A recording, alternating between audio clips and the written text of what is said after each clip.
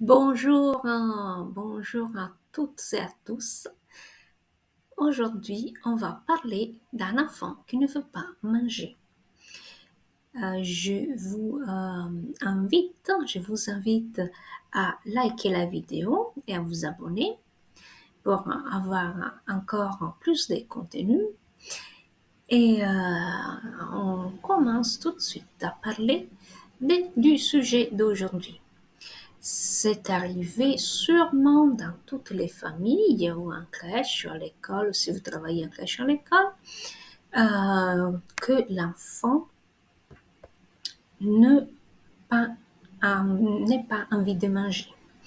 Alors, comment on peut faire pour lui faire comprendre que manger c'est très important parce qu'on grandit, parce qu'on devient fort, et en plus c'est un moment très agréable à passer à table avec les parents, les frères et les sœurs ou les amis à l'école si l'enfant est à l'école.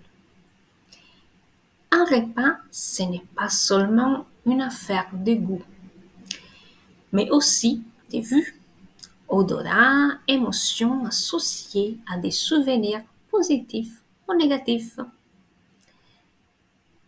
Quand vous êtes au restaurant, vous êtes attiré par un plat qui est bien présenté et qui a l'air bon. Vous avez l'eau à la bouche, j'imagine, comme moi. Pour un enfant, c'est pareil. Surtout quand il commence à grandir et à repousser tout aliment vert s'il n'est pas attractif et appétissant.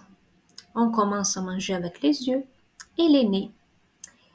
Et si c'est bon en bouche, l'appétit vient en mangeant. C'est vrai? Bah oui, même pour nous les adultes, on regarde la carte, on regarde la photo, on regarde les personnes, les convives qu'on a autour, on regarde les assiettes, on regarde les plats qu'ils ont commandés, on demande au serveur, on commence à imaginer c'est quoi les plats qui nous inspirent, et on commence à imaginer, on sent bon, on sent bon pas nous. Dans les tables à côté des autres convives ou de la cuisine, ça sent bon. Donc, l'enfant aussi a les mêmes sensations que nous et il prouve les mêmes sensations que nous. Mon petit conseil, vous n'êtes pas obligé de le suivre, hein, c'est mon petit conseil. Après, vous faites ce que vous voulez. Tout le monde est libre de faire comme il veut. Mon petit conseil est de préparer un plat agréable à la vue, coloré et décoré. Par exemple, il existe plein de recettes pour préparer les épinards. Avec un emporte-pièce rond, vous pouvez proposer des épinards de façon tartare et décorer avec un peu de carottes râpées. Ou le proposer en gratin, ou faire des pâtes aux épinards avec une sauce béchamel et décorer avec des petites tomates en dés. Coupées, hein, des petites tomates coupées en dés. Il est important aussi de prendre l'habitude de faire des repas en famille, conviviaux, manger avec son enfant et lui dire j'en mangeais quand j'étais petit. Ça va les rassurer et le mettre en confiance. Les moments agréables passés en famille engendrent des émotions positives qui un jour seront associées à des beaux souvenirs d'enfance. C'est vrai que c'est pas agréable si tout le monde regarde son portable à table, son portable. C'est pas très agréable que tout le monde à table ait son portable sur les yeux et commence pas une conversation. C'est beaucoup plus agréable de faire de la conversation avec ses propres enfants. Et pour l'enfant, il est très, très agréable de faire de la conversation avec ses parents. Et aussi à l'école, c'est à l'école, à la cantine, à la crèche. C'est très agréable et très convivial de prendre son repas ensemble.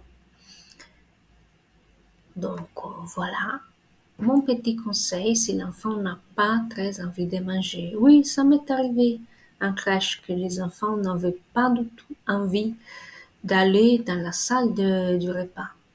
C'est pas normal en fait, un enfant de cet âge-là qui ne veut pas manger, ne veut pas, au moins, ne veut pas aller dans la salle de repas avec ses copains.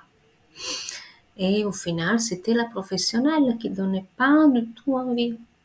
Ne vous donnait pas du tout envie. Déjà, il appelait son groupe, elle était très autoritaire. Après, elle servait à manger et elle ne parlait pas. En crèche, dans quelques crèches, il y a le projet des repas dits engagés.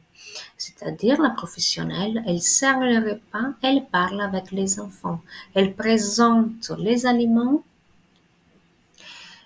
elle décrit les aliments, elle dit voilà la pomme, de quelle couleur c'est la pomme, les enfants répondent hein, c'est rouge ou c'est vert, hein, ouais, ça dépend, mais elle engage une conversation avec les enfants. Et pour eux, c'est très, très agréable. Donc, voilà mon petit conseil. Un repas convivial où il y a de la conversation agréable, sympa, calme, bienveillante et manger avec son propre enfant. Essayer de manger avec les enfants. Oui, les enfants, ils mangent à 19h, oui, c'est vrai, ou 19h30 ou 20h. Essayer de au moins faire semblant et rester avec eux à la place de les engueuler parce qu'ils mangent pas très vite. Mon petit conseil, c'est de rester avec eux, commencer à manger une salade, vous faites semblant, mais essayez de rester avec eux, de faire une petite conversation, parler avec eux de leur journée, ne pas les engueuler s'ils ne mangent pas trop vite, parce que le moment du repas, c'est pas manger vite et aller se coucher, à mon avis, à mon sens. C'est le repas, oui, c'est le repas du soir, tout le monde est fatigué. Pour cette raison, il faut que ce soit le plus agréable possible. Et c'est les parents, c'est l'adulte qui gère, c'est pas les enfants. Essayez, si vous le pouvez, d'avoir la patience de vous asseoir avec les enfants, parler de leur journée, parler de votre journée. Bon, voilà ce que vous pouvez raconter. Pas de raconte toxique, ça sera après avec les conjoints. Et essayer de préparer aussi quelque chose d'agréable à la vue, si vous pouvez. C'est mon petit conseil.